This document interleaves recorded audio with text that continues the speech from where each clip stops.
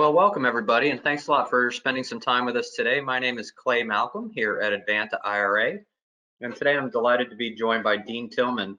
For a long time, has been running Paces Funding and is also the co-founder and CEO of Helix Private Lending, and he's going to be sharing his expertise about hard money loans or private money loans, and how that goes basically as an actual asset or an actual investment, and then also how that might be combined into funds. So he's going to be sharing his years of experience with us regarding that particular asset class.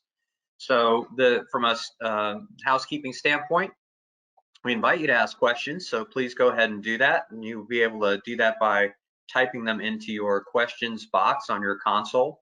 We are going to do questions at the end. So at the beginning here, I'm going to talk a little bit about self-directed IRAs and how their ability to invest in private lending and how that works. And then I'm going to bring Dean on, and he's going to do the bulk of the presentation. And again, talking about hard money loans, private lending, that kind of thing, sharing his expertise. And then we will take questions at the end. But if you have questions that just pop into your head as you go, please feel free to type them in, and we're happy to answer them at the end. And with that, I think away we will go. So this is me. I've been in the self-directed IRA space for about 11 years now, and I'm also, in addition to being a professional educator and account services professional in the business, I'm also a self-directed IRA investor myself, and have been had really good luck and enjoyed doing some private lending in my IRA and HSA, and so I'm very familiar with the process of what we go through in terms of finding asset classes that we want to get in, finding an investment, doing the due diligence, and executing that entire process. So, and I'm happy to be a resource for you as you go through this type of strategy. So please do feel free to contact me at any point. That's my phone number and my email. And I'm happy to chat with you about whatever you have on your mind in terms of a self-directed IRA investment strategy. All the information that we're going to give today is for education purposes only. At Advanta IRA, we do not give tax, legal, or investment advice. We don't advocate any particular investment strategy or investment vendor. And we certainly encourage you to talk to your professional team and get their help when you're doing your due diligence on any particular investment strategy. So that could be your CPA, your attorney, your parents and kids, siblings, whoever it is that is part of your financial team. We encourage you to utilize their skills in analyzing any kind of investment that you are going to get into.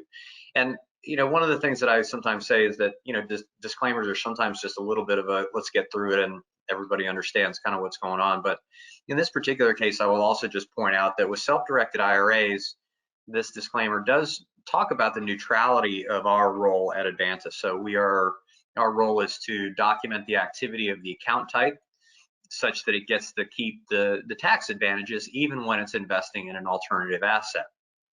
But because we don't give tax, legal, or investment advice and don't sell any assets, we are really here to hear what you want to invest in and to help you execute that strategy. And again, to make sure that the account stays in good standing. So we're a pretty neutral part of the equation. And that, again, kind of talks about the fact that you can bring your existing relationships, both professional and personal, to bear when it comes to choosing an investment and doing the due diligence. At Advanta, we're actually built as a customer service organization. So we have a lot of long tenured employees. The company spends a lot of time on our continuing education. We're kind of a medium-sized company in the space. So in the self-directed IRA space, so we're large enough to have seen basically everything. But not so large that you don't get a person to talk to. So at Advanta, every account holder gets a 2-person team. It's myself or one of my colleagues as the education and onboarding person. And then you also get assigned a dedicated account manager who's more of the back office nuts and bolts paperwork person. So you always have our contact information so you know where to go if you have any questions or if you want to make another investment or things like that. So we are happy to help you along the path of your chosen investment strategy. And when we talk about self-directed IRAs and what Advanta does, just to be clear, the account types are exactly what you're familiar with. Those don't change. We have self-directed IRAs, meaning in this case, self-directed meaning that we allow these accounts to invest in private assets, alternative assets, hard assets. Those are all often the same, different names for the same thing, but things that are outside of Wall Street or publicly traded securities. All these account types can invest in those types of assets. So traditional and Roth IRA obviously are the two individual accounts that most of us are familiar with. Different tax advantages, but certainly they operate very similarly. Some people are not as familiar with the fact that your health savings account or HSA can also invest this way. And because private lending has a little bit different threshold in terms of how much cash you need, sometimes you're able to deploy relatively small amounts of cash and to receive those returns within that account to, hopefully pay for more medical expenses, both in the here and now and also, into the future. So for your long-term health expenses. We handle SEP and simple IRAs that invest in alternative assets. And we handle covered ESAs for education expenses. And we certainly, we have a lot of folks who are self-employed that come to us, and we also do handle solo 401ks that can invest in alternatives as well. Happy to talk to you about these account types and how they interact with the investment class, the asset class that you choose, as well as how they can, be part of your overall financial strategy. Very common for us to see somebody who has an old 401k or a 403b or a thrift savings plan or, defined benefit or defined contribution plan. You see those former employer plans is kind of what I'm alluding to at the moment. And it's at a place where they no longer work. And so that retirement plan money is mobile, which means it can be rolled over without tax and without penalty. And it can be rolled over into an IRA or other account type that can then go out and get into these private or alternative assets. So the account types, again, they operate the same contribution rules, same distribution rules, same tax advantages. The only thing that's really different about having an account at Advanta, a company who handles alternatives, is that you can actually have that money invest in alternatives. And when it comes to that, it's a wide array of stuff. So there can be all kinds of real estate assets. There's precious metals. Cryptocurrency has become far more popular lately. Private lending, private equity. So in this particular slide, I talk a lot about the possibilities within real estate, but understand that there are ones outside of real estate as well. Precious metals is certainly something that a lot of folks are also interested in these days. So any of those things, pretty much anything but collectibles and life insurance is going to be available for these accounts. So please do feel free to check out our website, give me a call, ask if the asset that you're thinking about is a possibility for your account. And talking a little bit about private lending here before I turn it over to Dean, it's a really interesting asset class from an investor standpoint, because the IRS has so little regulation for us when it comes to private lending. We can actually invest in all kinds of private lending. The IRS does not dictate, interest rates or what type of collateral is associated with the loan or any of that kind of stuff. So if we as IRA holders want to be direct lenders or owners of the notes, we can be. Now, one of the things that Dean is going to be able to talk about today is a little bit different variation on that, where you're participating in the debt product, but not necessarily having to be the originator or the holder of the note. So lots of ways to talk about this, and the fact that the IRS doesn't weigh in a whole heck of a lot is really surprising. So IRA holders can originate notes or buy existing notes. The loan can be secured by collateral or not. I know my IRA a while back made an unsecured loan to my brother, which you may have some questions about, why I would loan to family members, but the IRS had no question whatsoever that was a viable asset class. It went fine, by the way, all paid back, and away we go. You can also do equity participation in debt-based fund. And again, this is one of the cool things about having Dean with us today, because he knows about the lending process as well as that evolution into a fund. The loans that we buy as IRA holders can be whole or fractional. And there are some restrictions about who you can loan to, so no loans to disqualified persons. So there are always going to be those restrictions. In fact, disqualified persons have a lot of restrictions when it comes to interacting with your IRA's cash and assets. But that's really a very small slice of all the things that you can do. And your IRA can loan to a person, it can loan to another IRA, it can loan to a company. It really is a remarkably open playing field. Now, if you are going to be in the actual loan space, the person who owns a note or is the originator, and you're not going to have somebody service, or even if you are going to have somebody service your IRA's note, you're going to be thinking about things like how much you're lending, what the interest rate is, the length of term, equity participation. That goes back to the fun part. You're certainly thinking about the payout strategy. When is there a big balloon payment? Is it interest only for a while? How did you structure the returns? Because of course, anytime we're thinking about an asset for our IRA, we're thinking about what is the return and does it match up with the timing that we need. For somebody who's already taking distributions from their IRA, they may have different needs than somebody who's maybe in their 40s, let's say, and is not taking distributions. Those considerations in terms of how an IRA's investments fit into your overall financial picture are often things that are good to consider ahead of time as you're considering a particular asset class. But certainly private lending offers us a lot of ways to participate and a lot of ways to reap the rewards of hopefully a successful lending experience. And then this is going to be my last slide until I turn it over to Dean. Lots of people will say, well, how difficult is it to have a self-directed IRA to get it started? And it really is quite easy. So an application takes about 10 or 15 minutes of your time. We can have the account open in a business day. Usually somebody will fund that account with a transfer from another IRA or a rollover from an old 401k or other retirement plan like we talked about before. That can take a couple days to a couple of weeks, kind of depends on the process that we choose and also the custodian or trustee of the plan that you're moving the money from. And you can also make contributions, of course, if you're eligible to do so, because it is a regular IRA or solo 401k with us. So you open up the account, we get some money in it, and at that time, or even before that time, you're looking for the investments and deciding what kind of strategy you're going to deploy with that IRA tax advantaged money. So you talk to your account manager, we work with you to establish the investment paperwork, and at that point, we're ready to close the transaction, and hopefully the returns the returns will come right back into your IRA, and they take on those tax advantages of the account type. So you're really operating a little mini trust with some special tax advantages, and we're here to help you to do that in as easy a way as is possible to do so. So please feel free again to let me know if you have questions about how the process works. If you have strategies in mind, I'm happy to talk about those scenarios. That's a favorite part of my job.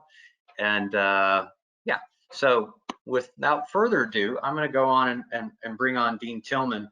And remember, Dean is nice enough to share some time with us today. He's been running Cases Funding for a long time, a hard money lending institution, and then is the co-founder and CEO of Helix Private Lending. And so he's going to be sharing his experience with us today. And I give Dean the screen. Dean, are you there and ready to go? Yes, I am.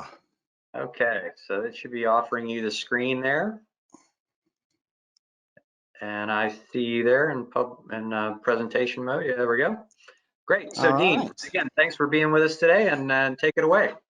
Great, Clay. Thanks for having me on here. So is the audio coming in okay and the video looks okay? Yep, you sound great. Looks good. Perfect. Well, good afternoon, everyone, or good morning to some of you who may be on the West Coast. And I guess everybody's kind of getting ready for Super Bowl weekend. Not sure who everyone's rooting for. I haven't quite figured it out myself. I don't know that we've seen a Cincinnati LA Rams Super Bowl before, but that should be an interesting game, I think.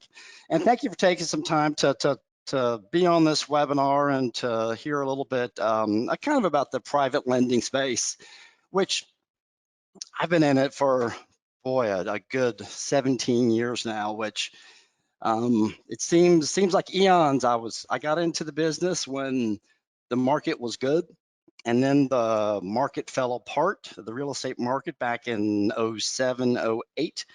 And I continued to lend to real estate investors through that. And now the market is hot again.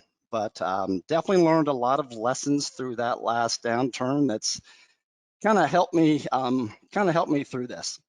So I've got a presentation, like we always have our PowerPoint presentations that I will go through.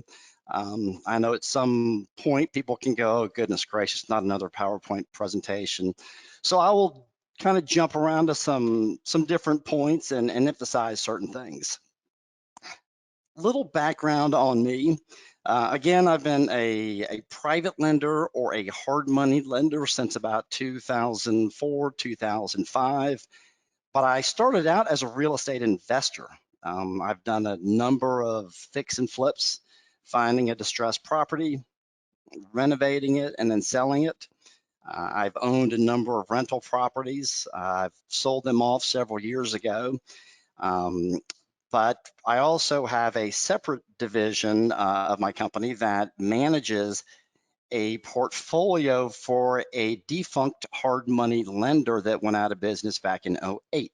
So we were managing about 150 properties, and now we're down to about 30.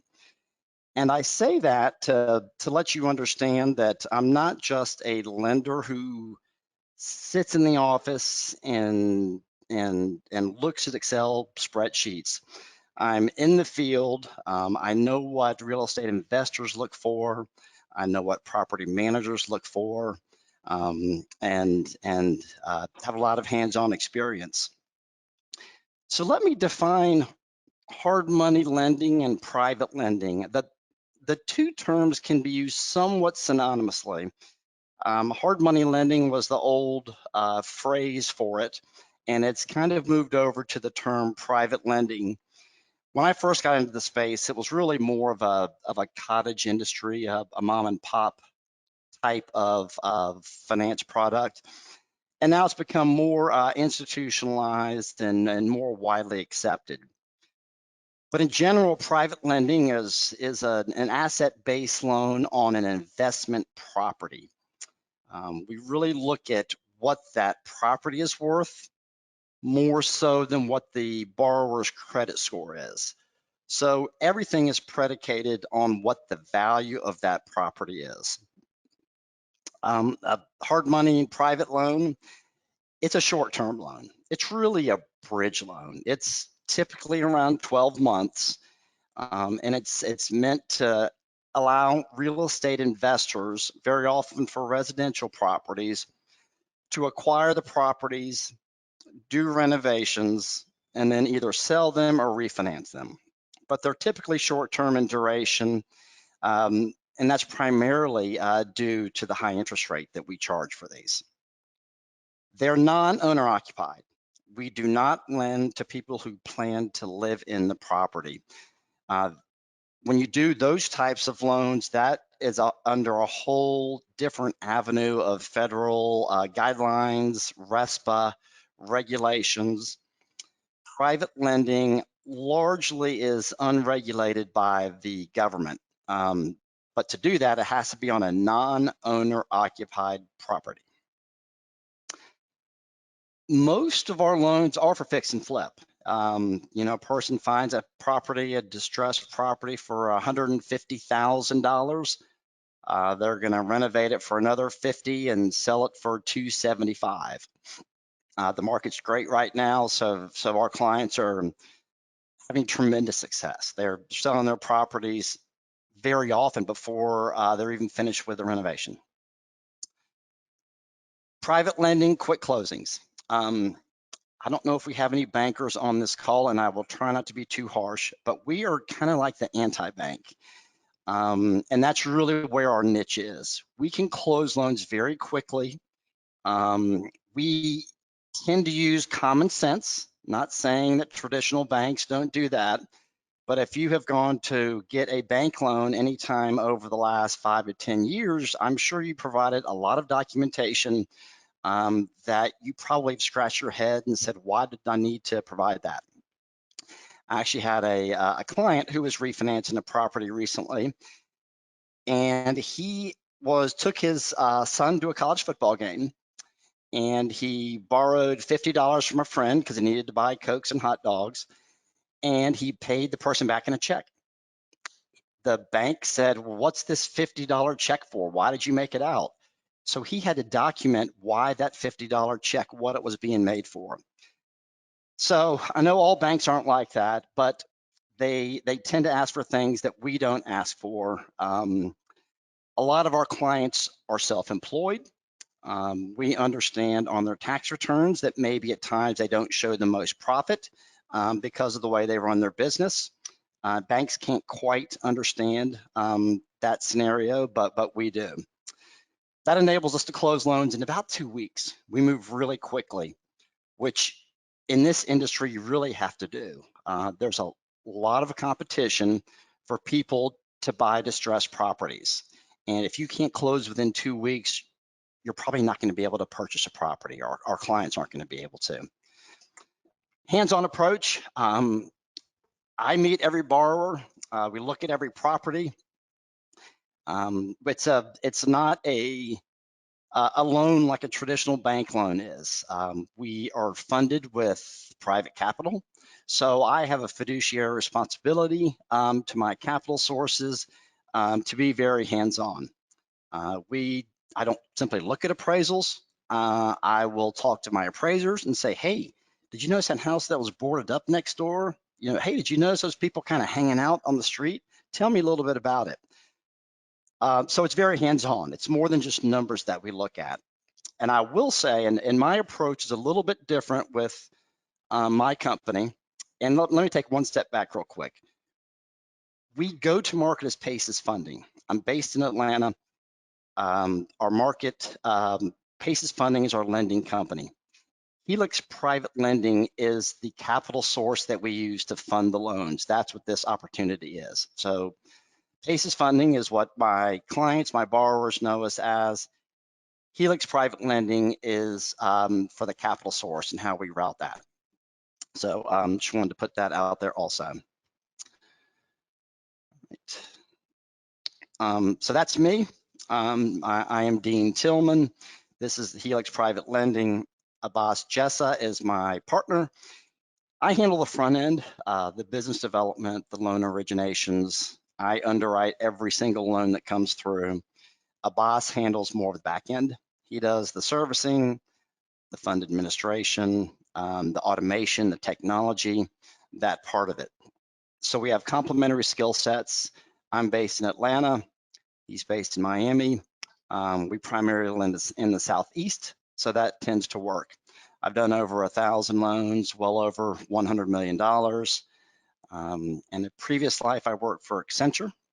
So I have kind of a corporate and consulting background. And I have a bachelor's degree as well as an MBA in finance. All right, a little bit more of the nuts and bolts of what we do.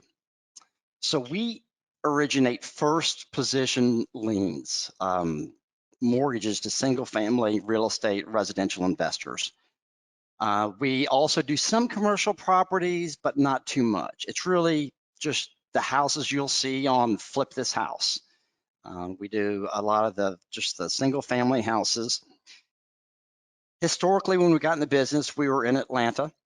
And it was interesting back in 2008, 2009, 2010, we were basically the only lender here back in the downturn, although the market was dramatically different, but it's much different today. We expanded throughout Georgia, and then we've also expanded throughout the Southeast. We only lend in markets that we're comfortable with. We don't, lend in the West, the Midwest. We don't know those areas, so we tend to just work in our own backyard. Our loans are really based on what we call the after repair value, what that property will be worth once it's renovated. And we lend up to 70% of that value. And a little trick of the trade, it's one of the first questions when someone calls me looking for a loan is I will say, well, what's the after repair value? And if they can't give me an estimate of that within 30 seconds, I will very often not do the loan. Sometimes people come to me and they say, hey, I'm buying it for 100. I think it's going to cost 120, but it was listed for 130, so I'm getting a great deal. And they really don't know what it will be worth afterward. I tend to guide those borrowers to a local real estate organization for more education, because really you can't know what to offer on a property until you know what it will be worth after you renovate it. There are formulas derived from that. So we base our underwriting up to a maximum of 70% of that after repair value. Underwriting, I underwrite every deal. I know the areas in Georgia and other markets we lend in. I have people that I contact if I have other questions.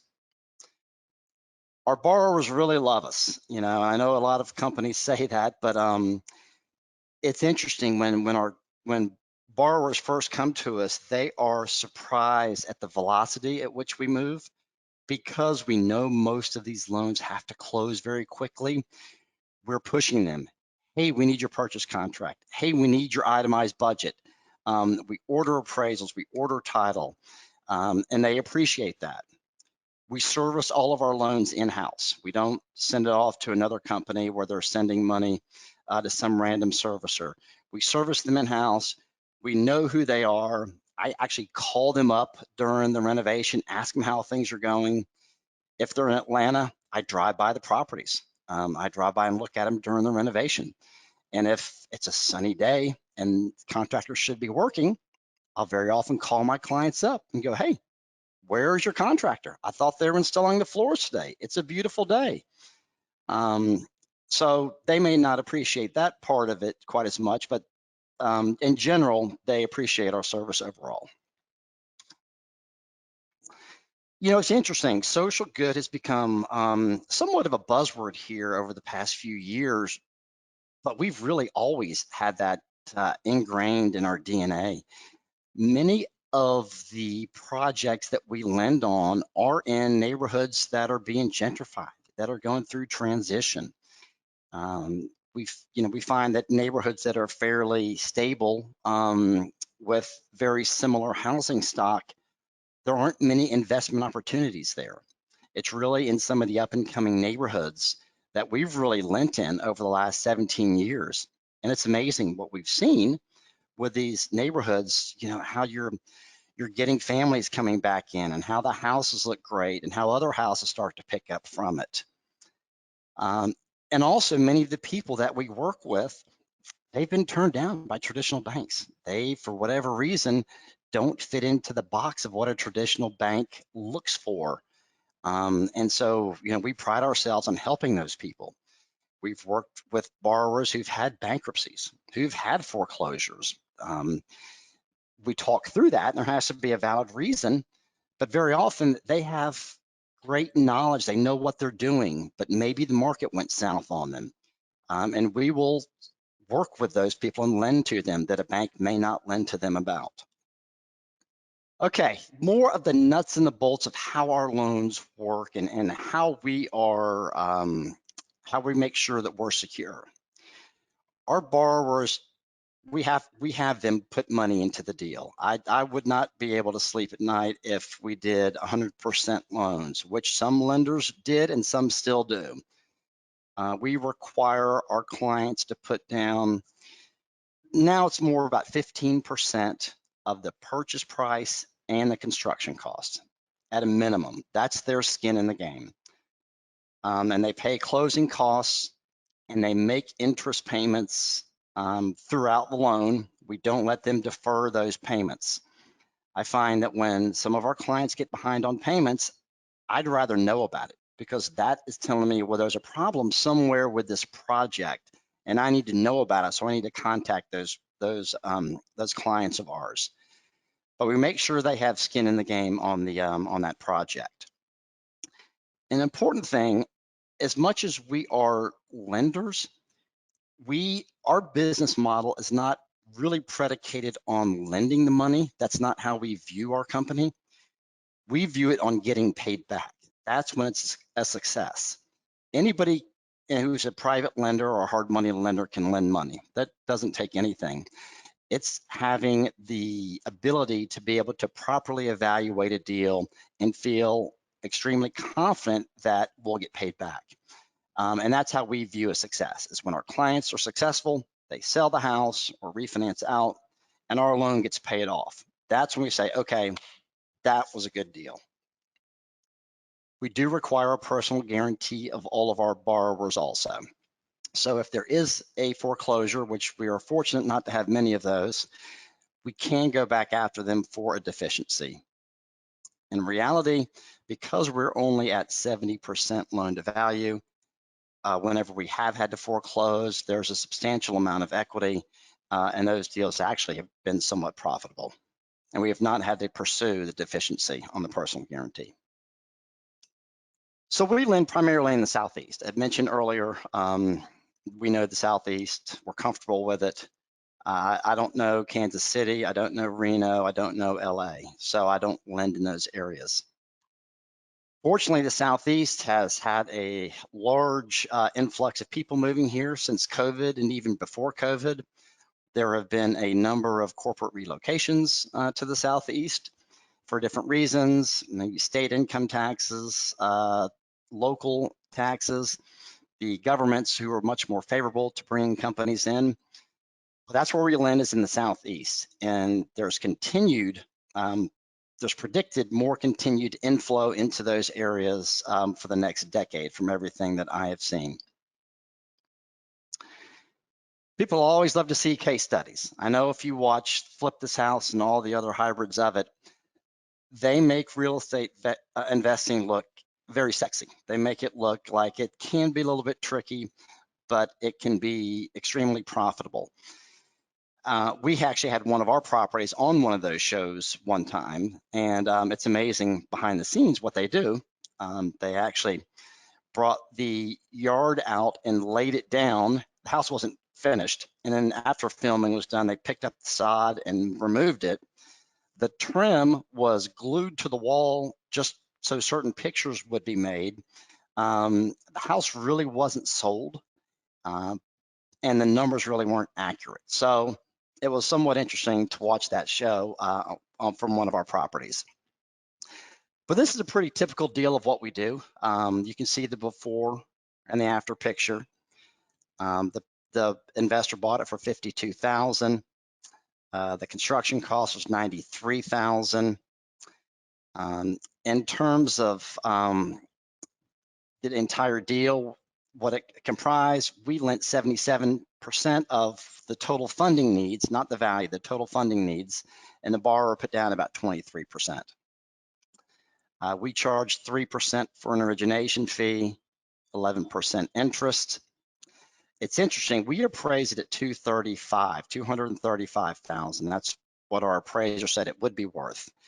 In an appreciating market, and we're seeing more of this, houses are selling for more than what our appraiser says they may sell for. So they sold for even more.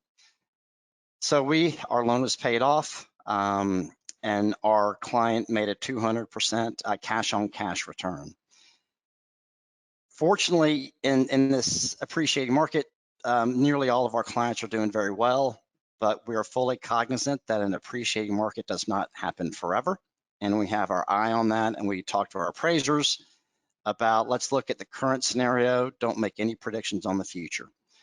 But the numbers in this slide do provide a good, accurate representation of a typical deal of what we do. For our lending process, it's very detailed, and this slide really talks to what that process is. Starts with an application. Most of our clients will apply before they even have a property, because they need to have a pre-approval letter to put in with their offers.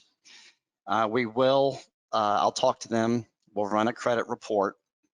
We aren't as worried about their credit score as we are looking at what's in that report. For instance, if they have IRS liens or judgments, that's a deal breaker right there. If they have not paid really any utilities or cable or a lot of other situations, then we have to assume they're probably not going to pay us also. After they've been approved, they get a property under contract. I provide them terms of the loan. We appraise every property that we do, all of them. We appraise them. We have their construction budget reviewed, and we order title either with a title company or with a closing attorney. Different states have different guidelines for how they do closings. We close the loan. We have a first position mortgage on that property. During the renovation, we don't provide them funds in advance. They have to do a certain percentage of work. They request a draw inspection. We send our inspector out there, reports come to us, I evaluate them, and then we pay based on the work that's been done. So we never get ahead of ourselves with the construction money. And we get pushback about that because some of our clients, their vendors, maybe the window vendor or framing, are going to want a down payment. We still will not front them that money. And actually, we won't even, let's say for framing or for windows, we won't pay them back for that work until it's installed. That lumber could get dropped on the job site. We pay them out for it, and then that afternoon, that lumber could walk away and not be put into the property. So we don't pay them. We don't reimburse them for that until it's actually in the house. Then we get a payoff request. They sell it. They make their money, and then they come back to us again. Our loan average right now is closer to 9 months. People are getting in and out of these fairly quickly, although we are seeing a movement toward larger renovations these days as more people are working from home. We're seeing the addition of home offices. Some people are choosing to have their kids educated in the home or online, so they're having to have extra room for that. So the renovation on a house today is unlike it was pre-COVID, and buyers are looking for some of those types of things also. We're also seeing a little bit of a movement outside of urban areas to more of the suburbs. As people can work remotely, they don't need to work downtown or a midtown or areas like that. They can live 30 minutes outside of a town. So we're definitely seeing more of a movement toward that. Now, talking about our fund and the capital sources that we use to fund our loans, it's pretty low on the risk and comparatively on the return profile because we really look at cash flow for our fund. There's really not appreciation. It's clipping a coupon. We lend the money out and the fund makes a certain return based on that. We're really identified, and that's why self-directed IRAs are important for this. We found is preservation of capital. We have a number of capital investors that say, you know, I've got my cryptocurrency investment where I'm trying to hit the home run. I would like to have something, you know, in the kind of 6 to 8% return that I can either, you know, be paid quarterly on it, or that it's a pretty safe return that I can in turn reinvest. Liquidity within the fund, it's 18 months is your money is in it, and then you can pull it out after that. So that's basically the risk return profile and how the fund is set up. So our capital sources, and the reason we have set up this new Helix Private Lending Fund, and you'll see it on a later slide, is our loan originations have gone up dramatically over the last 3 years, and we have an additional need for capital. Every year of the last 3 years, we've done more and more loan originations, and we have the same stable crop of clients coming to us with more deals. So it's expansion capital is what this fund is going to be used for. So the loan is at 70% loan to value, which is, you can see the 70 cents, and the collateral is worth basically $1 at max. We charge our borrowers around 10 to 12%, most are at about 11. And then the fund, we're targeting kind of passing through about 8 to 9% yield to self-directed IRA investors or traditional investors also.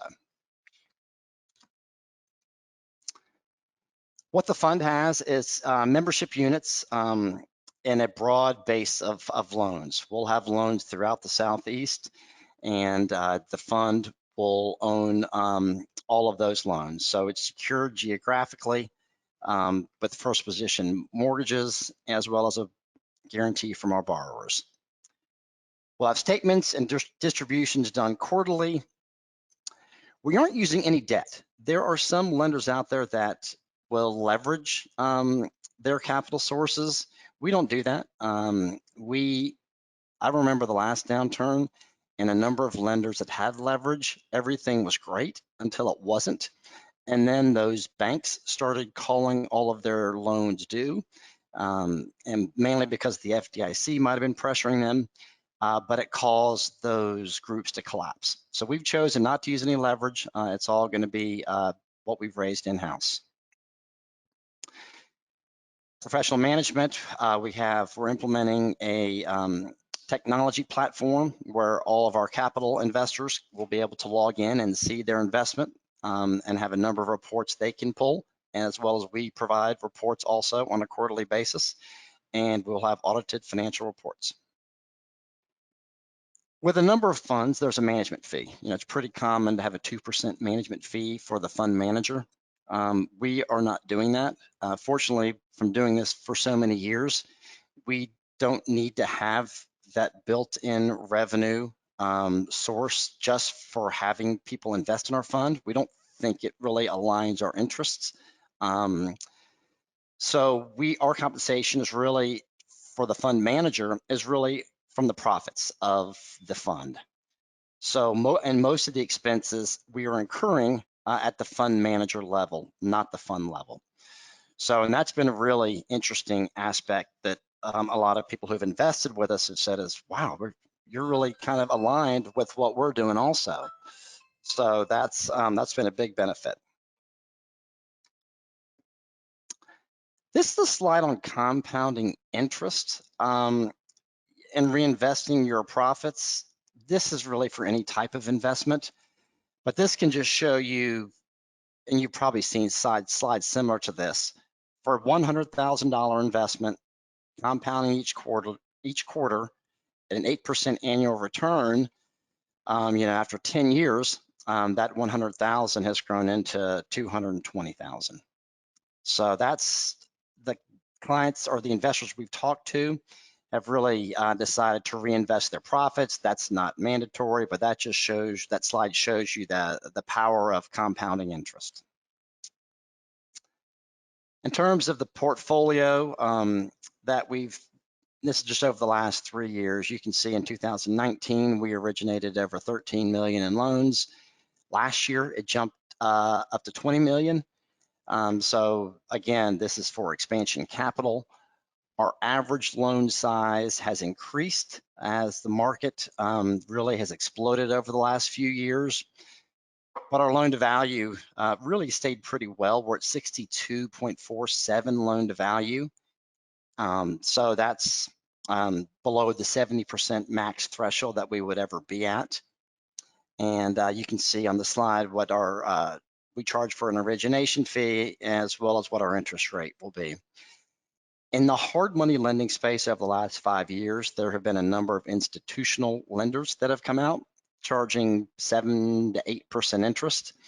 So there's been a race to the bottom with pricing amongst some lenders. We've held out on that. We just don't compete with them. We know that they chase whatever asset class is the hot item, and single family residential properties is the hot asset class. We know they'll be gone in a few years. We've been doing it 17 years. We're not going anywhere. So we won't compete with some of those low price lenders. We provide much more service and much more really expertise in working with our investors to tell them, hey, this might not be a great deal. And we do tell them that. That gets back to our model of wanting the loan to pay off is what is a successful loan, not lending the money. At the fund level, here's how the payment works on that. Fund expenses are paid first. Our capital investors make a preferred return of 7.25%. The general partner catch up, that's myself and our fund manager group. And then we split everything after that 50-50. And we're targeting about an 8 to 9% return to our investors. But that's how the waterfall structure works. A little bit more on the fund. We've just kicked it off. We've already raised $2.5 million in about 3 weeks. Our target is 20 million. I'm not sure if we'll fully get to that, and we don't need to get to that. Minimum investment, $50,000. There's the target return, no asset management fee, but that's some details. And obviously we have all the fund documents, the PPM documents that go with that. And that is all I have about that. And we can, I guess, Clay, you'll take it back over and we can open it back up to questions. Sounds good, Dean. And I appreciate all the time you put into the presentation and kind of covering both, hard money lending on a particular loan level, and then also the fund itself. So appreciate that. Yeah, why don't I go ahead and put both of our contact information up there. And so for those of you who are attending, please, at this point, if you have questions, please go ahead and type them in the questions console, and we'll take those as they come. Whoops, I went back to the beginning. That's no good. There we go. And yeah, so let's go ahead and start. There's a couple questions. One is one that I wanted to ask you because I had a curiosity about it, but then we'll go into the attendee questions. But so for those of you in the audience, please do type those in as they come to you now.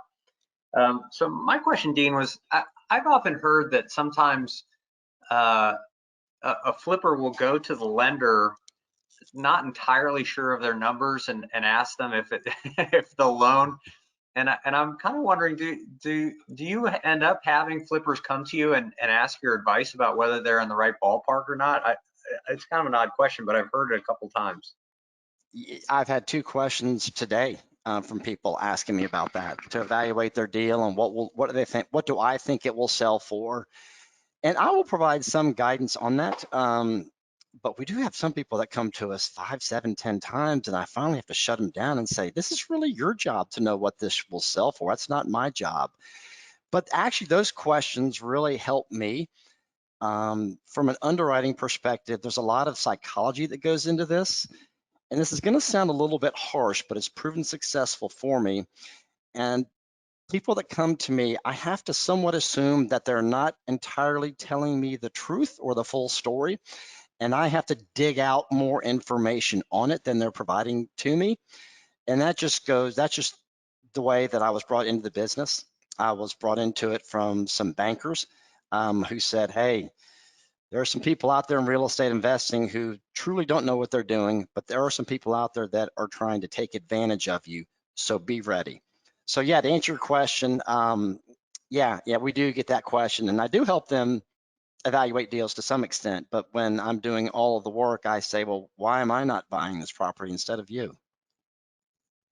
Right. Interesting. Okay, so let's thank you for that, and let's get to the attendee questions. So first one, do you lend in my state of Michigan? We only lend in the Southeast. When people contact me for other regions of the country, I do have some private individuals who've contacted me and have said, hey, I live in Michigan, for example, and I would fund deals here. And so I will go to them and say, hey, I've got a deal in Michigan. Here's the framework of it. I know nothing of Michigan, but the framework of the deal does make sense. And we will do all of the due diligence for them, but they will end up being the lender for that. So with PACES funding and Helix directly, we would not lend in Michigan because we really don't know that market very well. Gotcha. And next question is, do you have to be an accredited investor to invest in your fund? You do have to be an accredited investor, yes. Okay. And for those of you who are maybe less familiar with IRA investing, the accreditation of your IRA follows your personal accreditation. So if you're accredited personally, then your IRA is, and so on and so forth. Were there any defaults on the loans, and how did you handle it? We do have some defaults. And it's interesting, they each have a story. I think maybe in 2020, we had 4 defaults, if I remember right, or in 2021, I'm sorry, 4 or 5 at most. So what we do is we foreclose on them. We start the foreclosure process, which in the state of Georgia, a full foreclosure can be done in 4 weeks. It's very rapid. Other states, some states are quick, some are not as quick. With the market the way it is, most of those properties will sell on the courthouse steps if they go that far. Someone will actually bid on it and they will purchase it. What also has happened is that once you start the foreclosure process, that really gets the attention of our borrowers, and somehow they're able to either get caught up on their payments or to do a refinance to pull it out of foreclosure. We have one property we have 2 active properties that we took back. One of them is, I think we lent $420,000 on it, and we have it under contract to sell for, I think it's close to $800,000. So we've done well on that one. The other one we foreclosed at about $75,000, and it's a lot, and we're going to put it back on the market for close to $200,000.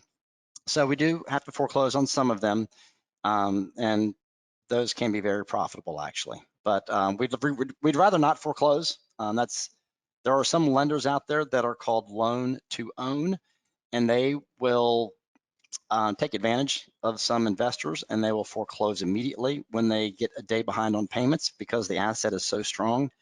Our approach is the opposite. We don't like to foreclose. Today's market, we have not had to do that very often though. Okay. Okay, so,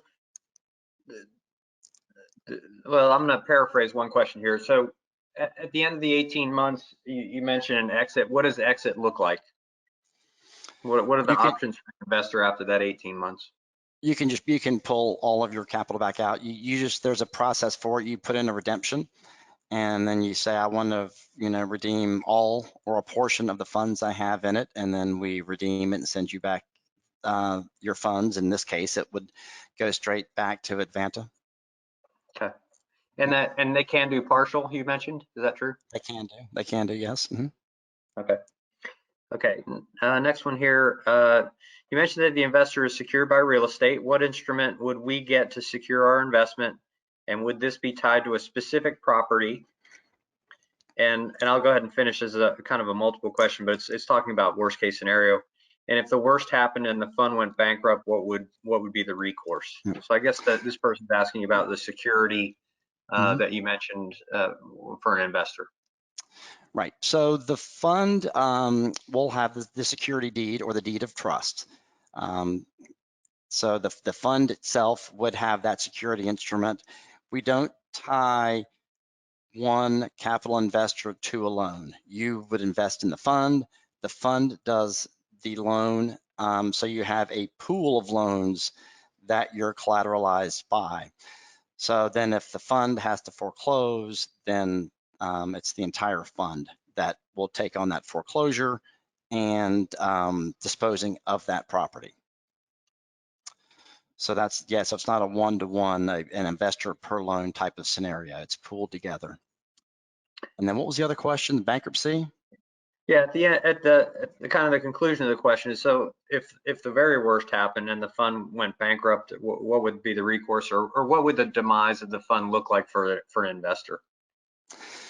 So we have language in there about how the fund assets will be distributed back to the members. To be honest with you, I'd have to go back and read through exactly what that is, but all the proceeds would go back to the investors depending on how much they have in it. And I know we have because we've already talked to our CPA and our attorney about this, there are trust accounts where we have to have all that set up into it. So that may not be a direct answer. I'd have to go back and read the exact mechanism for how we redistribute that back to you. But that's a good question, because I can sit up here and go, oh, we'd never file bankruptcy, but I don't ever use the word always or never. Just like when my clients say this is a slam dunk deal and a no-brainer, that scares me. So it's a very fair question, and I would need to read the language and how we would deal with that exactly. But I know we have talked about that with counsel. Okay, and if the person who asked that question, if you can just let me know, I'm happy to forward your contact information to Dean and have him follow up with you if you'd like. Okay, is there a minimum amount you accept to invest in this fund? $50,000. $50,000. Okay, great. Mm-hmm. Yeah. And then the other thing I wanted to just talk to you about, or ask you about real briefly, was just the transition from the decision to create a fund. And I'm asking this because I get these questions from investors a lot. So somebody will call and say, I want to invest in hard money loans, and this is one of the reasons why I was so happy to get you on today. I want to invest in hard money loans, and then we'll talk a little bit about them being an originator, and I'm certainly not an authority about that. And they'll figure it's too active for them. And I do have this conversation a lot with IRA investors in particular. How can I have my money perform and have it still be relatively passive, but have it be outside of the stock market? And so I guess my question is, how did you make the transition from, maybe not having a fund? What brought you to the state of affairs where you started the fund? Because it does sound like it's kind of a lot of work. It is. That's a great question. So traditionally, we've been funded with a family office, and we still have that capital.